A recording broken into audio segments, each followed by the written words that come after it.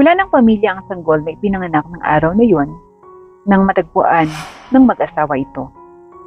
Pablo, Pablo, tingnan mo. Tama ba ang nakikita ko? May sanggol sa may tabi ng basurahan? Gilalas na sabi nito. Oo, Perlita. Halika, lapitan natin. Sagot naman ni Pablo.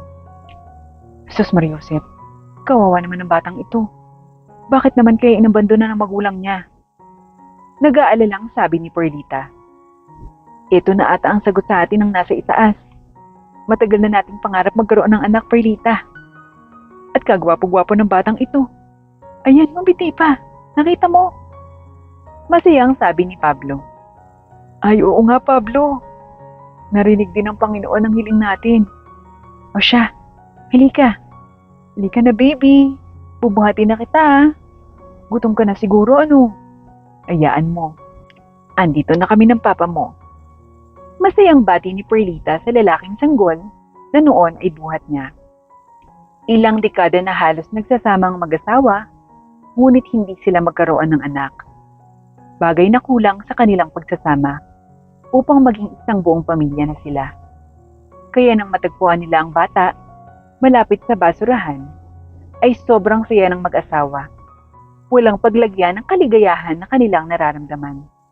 Nang makauwi na nga sa bahay, O Pablo, bumili ka na muna ng gatas para kay baby.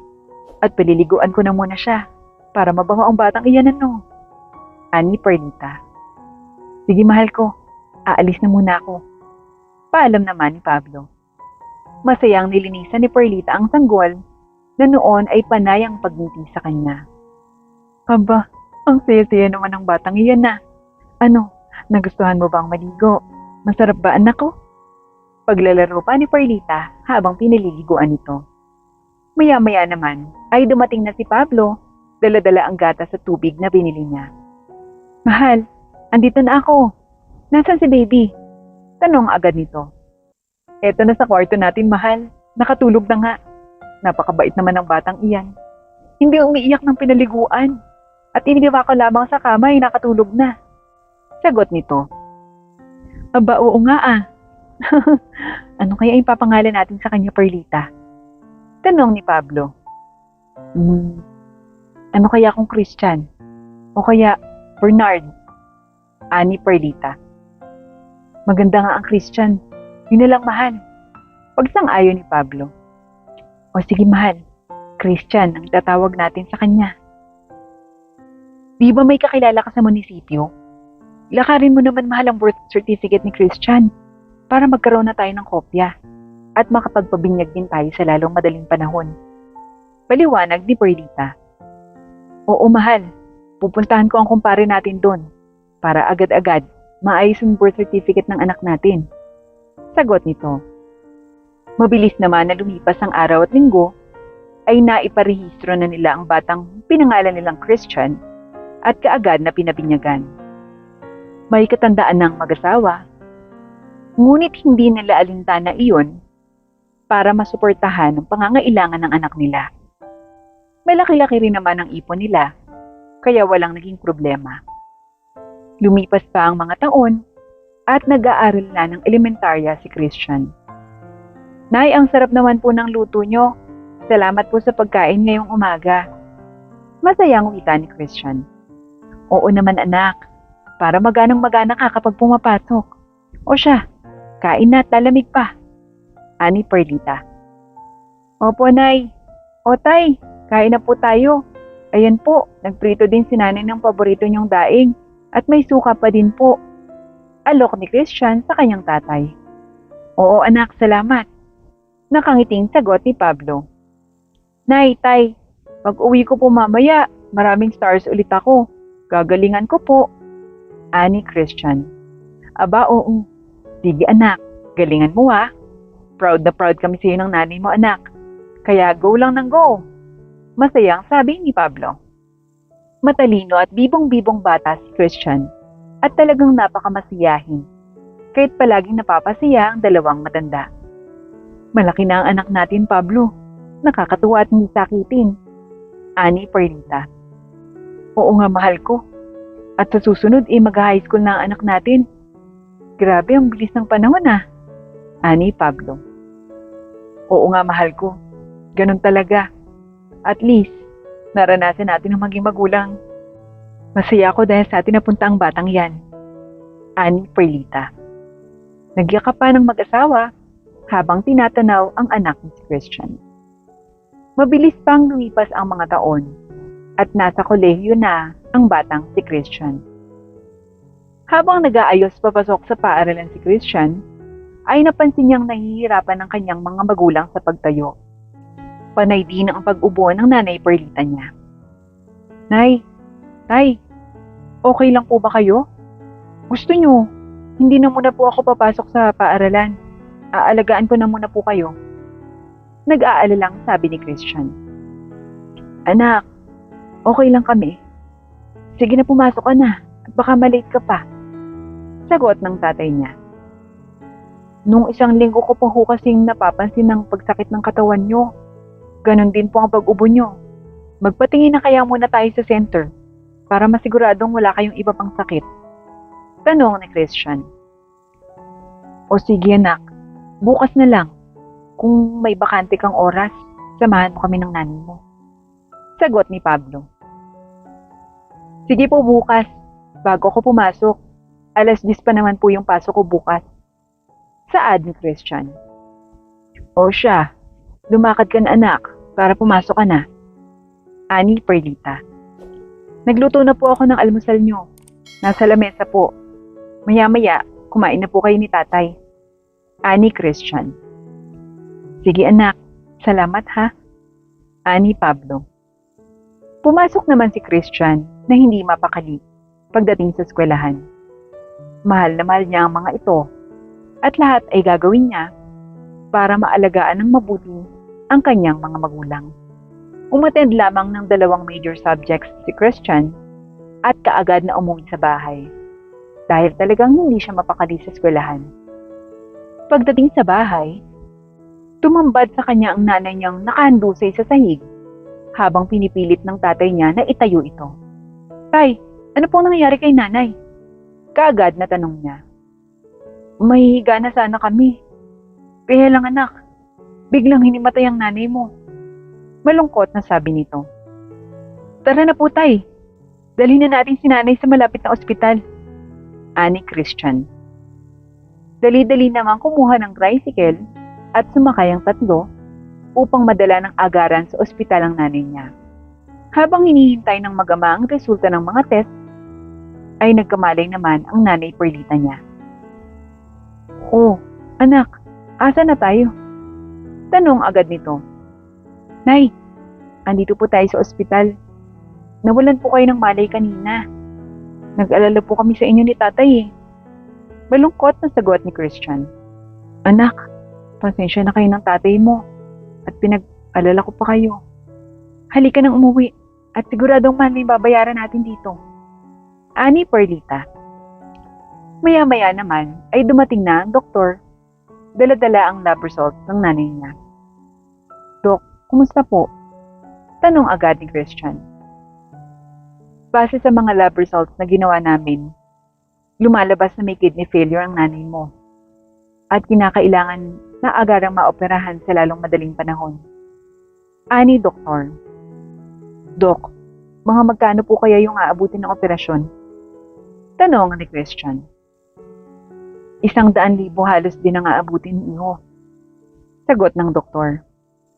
Sige po dok, pero sa ngayon po, wala pa kaming ganong kalaking pera. May mga gamot po ba na maaaring mainom muna ng nanay ko?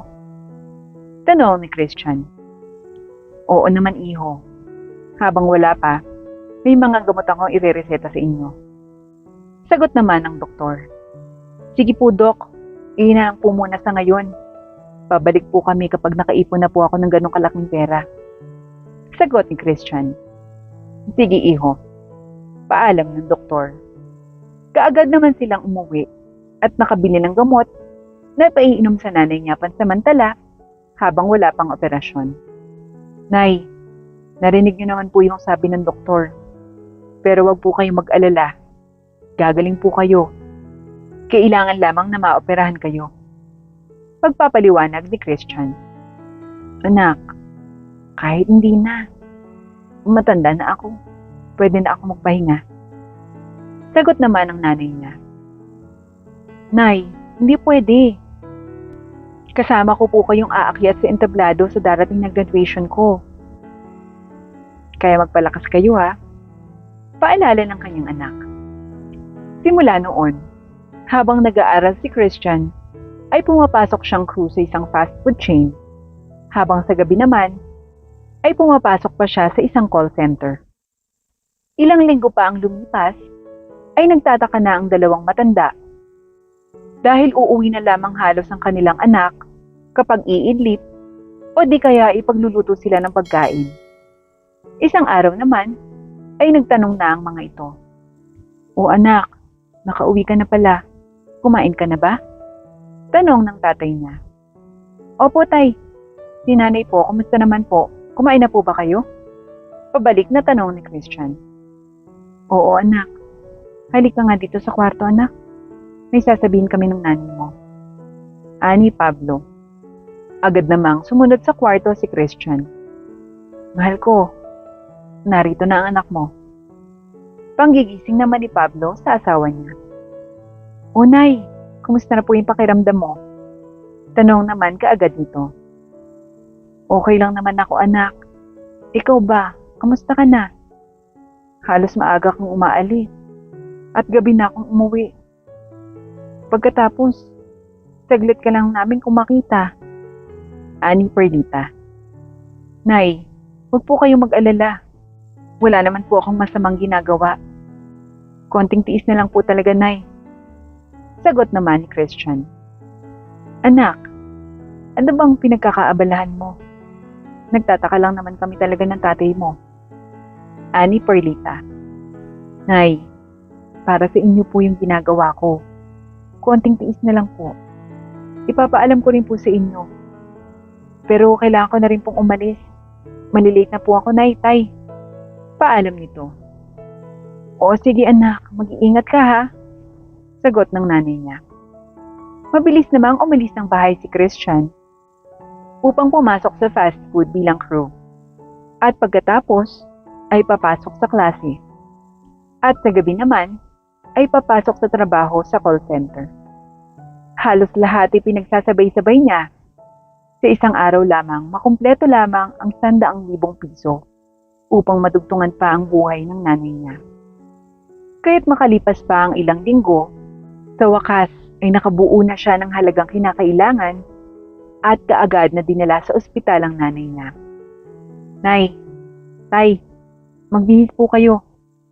Pupunta po tayo ng ospital upang mapaoperahan na si nanay. Sagot ni Christian. Anak, ano? Ospital? Wala naman tayong pera. Sagot ng tatay niya. Nay, Tay, sa totoo po, nag-ipon po ako ng pera. Kaya po, napansin yung bihira na akong umuwi at halos hindi niyo na ako nakikita dito sa bahay. Nagtatrabaho po ako bilang crew sa isang fast food chain at sa call center kapag gabi naman habang pumapasok po ako sa eskwelahan. Ngayon po, nakaipon na po ako ng pera na kailangan sa operasyon ni nanay. Paliwanag ni Christian. Anak, salamat. Hindi ko akalain na gagawin mo yun. Kaya pala sobra kang pagod na pagod kapag umuwi. Pasensya na anak.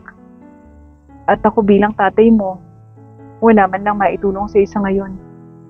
Ani Pablo, Tay, matanda na po kayo ni nanay. Kaya dapat, ako naman ang mag-alaga sa inyo ni nanay ngayon. Ani Christian. Anak, halika nga dito, payapos ako. Sambit ng nanay niya. Nay, pagkatapos ng operasyon, dapat magpalakas kayo ha. Marami pa tayong gagawin nila tatay. Ani Christian. Anak, maraming salamat. Wala akong masabi kundi napakaswerte namin sa iyo anak. Mahal na mahal kita, kahit ano pang mangyari. Sambit ng nanay niya. Mahal na mahal ko rin po kayo, Nay. kayo ni tatay. Sabay yapos sa dalawang matanda. Mabilis namang naoperahan ang nanay niya dahil na-schedule na ito ng doktor nila at inantay na lamang ang pera na pambayad dito. Dok, kumusta po? Tanong agad ni Christian paglabas ng doktor. Successful ang operation. Ililipat na po namin si ma'am sa recovery room. Huwag po kayo mag-alala. Sagot ng doktor. Yes. Maraming salamat po, Diyos ko. Salamat po, Dok. Salamat po ng marami. Sagot ni Christian. Napayapos naman si Christian sa kanyang tatay dahil sa magandang balita. Naku anak, maraming salamat talaga sa pag-iipon mo. At maraming salamat sa Panginoon, hindi niya tayo pinabayaan. Ani Pablo. Opo tay, magsasama pa tayo nila nanay ng matagal. Masaya ang sabi nito. Kaagad naman silang nagtungo sa recovery room at inantay na magkamalay ang kanyang nanay. Maya-maya pa ay nagkamalay na ito.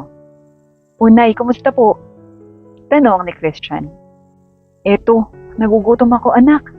Para akong sumabak sa gyera. Pabirong sagot nito. Aba, mabuti naman po, Nay.